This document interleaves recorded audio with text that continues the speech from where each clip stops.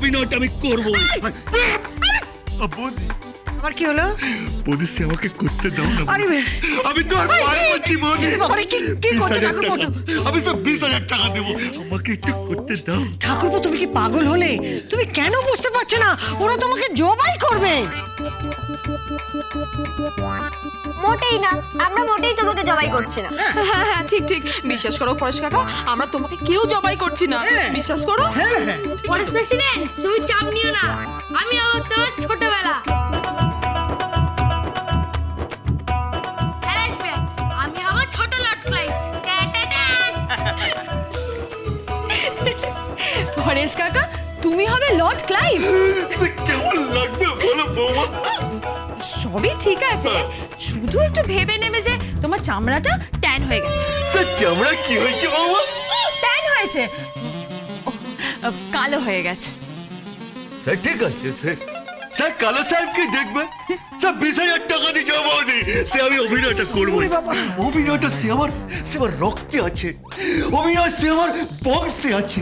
অভিনয় বাবা বলছি, আমাদের বংশে আর কে অভিনয় করেছে? সে আমাদের বংশে অভিনয় করেছে সে আমার ঠাকুর দাদার বাবা। বৌদি সে বলো সে কি অভিনয় করেছিল। হ্যাঁ, আমি শুনেছিলাম উনি গিরিজা সুন্দরী গিরিজা হয়েছিলেন, মহিলার পাঠ গেয়েছিল। তাতে কি হই সে একই হলো। সেই তো রক্তেই রয়েছে অভিনয় না। সেই রক্ত নিয়ে সে আমি স্টেজে উঠে আমি সাহেব সেজে ইংরেজিতে গান গাইব। সে বলবো টেঙ্গেল টেঙ্গেল লিডিস হাউ হাউ বন্ধ ওজু হাই পরেশ, ওদের ছেড়ে সব কি হচ্ছে কি? হ্যাঁ, আর ওটা কি ওই কি টিঙ্গেল ডিঙ্গেল? আরে ওটা ডিঙ্গেল না, ওটা হচ্ছে twinkle twinkle twinkle little star. আচ্ছা বর্দা সে আমি না কেলাম লর্ড সাচ্ছি যাত্রা করবো, সেখানে আমি ইংরেজিতে গান গাইবো। আরে দৌড়, এটা তো বাচ্চাদের গান। লর্ড ক্লাইভ কেন ওটা গাইবে? গাইতে পারবে না। আমি সেটা ওইটাই গাইবো। তুমি পাঠ করবে না, তুমি পাঠ করবে না বলে দিলাম কিন্তু আমি। আচ্ছা যা বলবে আমি সে অভিনয়টা করবোই। আমার রক্তে আছে, আমি কেলাইভ লর্ড। মানে সরে যা, কেলাইভ লর্ড যাচ্ছে।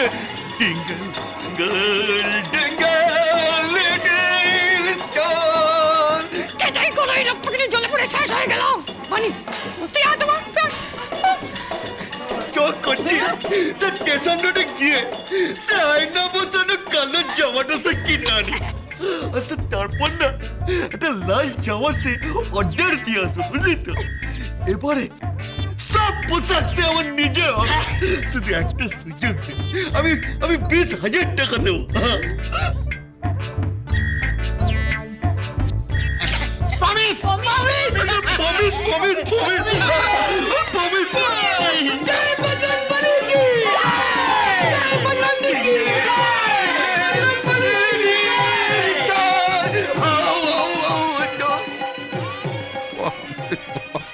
পরেশটাকে নিয়ে তো আর পারা যায় না। সত্যি ঠাকুরপো একটা না একটা নিয়ে লেগেই রেখেছে।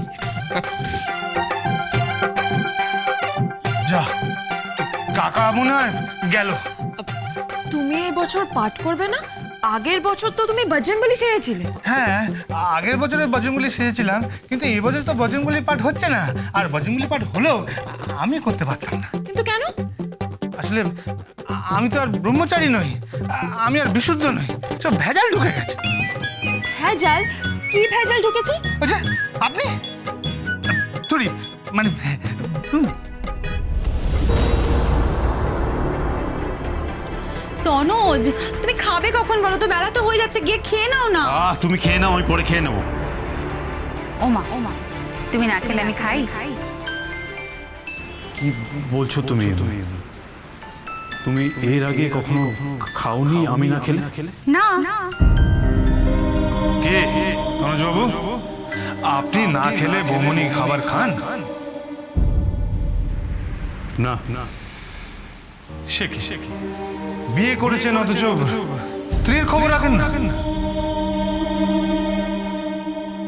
সবসময় তো ওই নিজের মতলবেই থাকে। ঘরের বউ না খেয়ে থাকে, আপনাকে কত ভালোবাসে বলুন তো?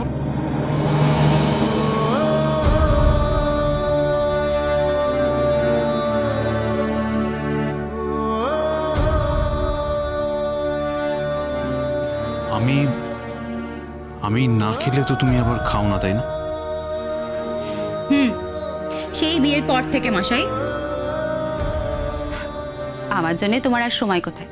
তুমি তো সারাদিন ব্যস্ত নিজের ব্যবসা বাণিজ্য, ইম্পোর্টেড কার, ক্লাব, পার্টি, প্রচুর অর্থ এইসব কিছু নিয়ে। এইসব কিছুর মাঝখানে বেচারি ঐশীর কি আদৌ কোনো স্থান আছে?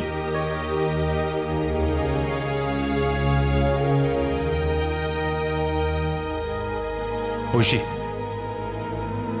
ঐশী, আমি এইগুলো সব করছি তো কার জন্য? সব তো তোমার জন্য। এই সব কিছু তুমি করছো তোমার নিজের জন্য। আসলে কি ব্যাপার জানো তো তনুজ, এই বড় সুখটা পাওয়ার জন্য তুই ছোট ছোট অনেক সুখ হারিয়ে ফেলছো। আর যদি কোনোদিনও ওই বড় সুখটা যদি পালিয়ে যায়, তখন দেখবে খুব আফসোস হবে। তখন দেখবে ভাববে ছোট সুখটাও রইল না, বড় সুখটাও পালিয়ে গেল।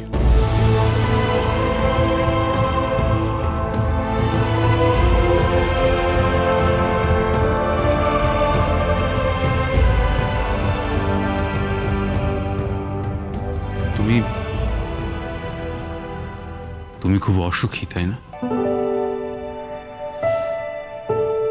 নো, আমি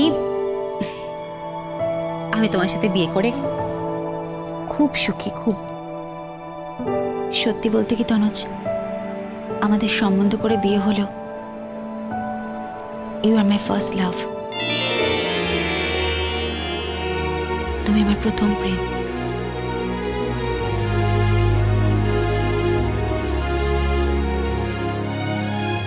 শুধু একটা বিষয়ে একটু বিস্ময় হয়। একটা বিষয় বিস্ময় হয়?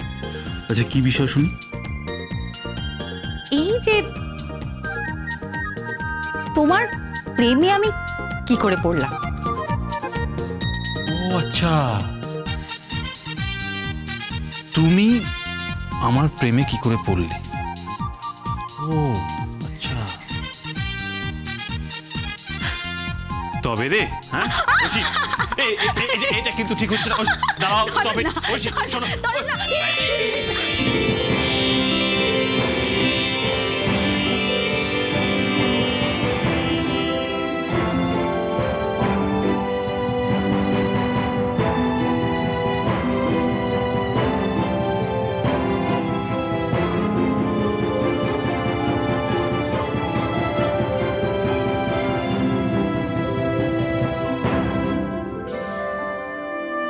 ঐশী, ঐশী, আমি খুব বাজে হাজবেন্ড না?